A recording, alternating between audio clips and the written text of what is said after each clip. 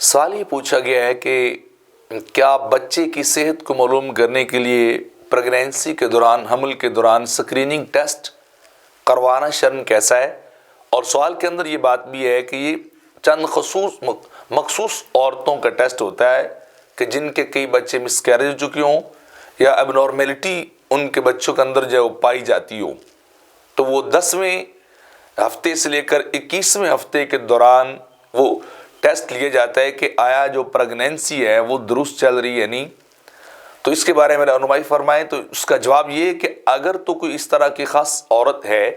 کہ جس کے بچے پہلے مس کیریج ہو چکے ہوں، وہ کسی بیماری کا شکار ہو یا اب نارمل پیدا ہوتے ہوں، تو یہ جاننے کے لیے کہ کیا بچہ درست ہے یا اب نارمل تو نہیں پیدا ہو رہا، تو شرعی طور پر اس بات کی گنجائش موجود ہے کہ آپ اس عورت کا ٹیسٹ جو ہے وہ کروا سکتے ہیں۔ صرف سیمپلنگ ہوتی ہے، وہ سیمپل لے کر لیبارٹری کے اندر بھیجا جاتا ہے اور وہاں سے پھر ڈاکٹر جو ہے وہ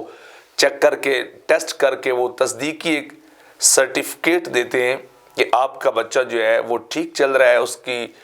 صحت فزیک جو ہے وہ ٹھیک جا رہی ہے، وہ اب نارمل یا کسی اور بھی اسپیشل بیماری کا شکار نہیں ہے۔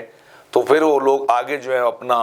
عمل جاری رکھتے ہیں، اس کو مس کیریج نہیں کراتے، ابارشن کی طرف جو نہیں جاتے۔ تو ایسا ٹیسٹ شرعی طور پر جو ہے اس خصوصی طور پر مخصوص عورت کے لیے عذر کی بنا پر، ایک مرض کی بنا پر شرعی طور پر اس کی گنجائش موجود ہے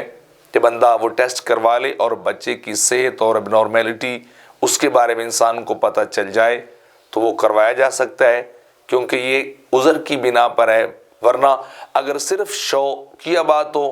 کہ پتہ لگانا ہو بچی ہے، بچہ ہے یا کیسا ہے، وہ لیڈی تندرست ہو، تو پھر ویسا نہیں کرنا چاہیے، ایسی عورت کا ٹیسٹ نہیں کروانا چاہیے۔ لیکن کوئی مریضہ ہو تو اس کی اجازت بنتی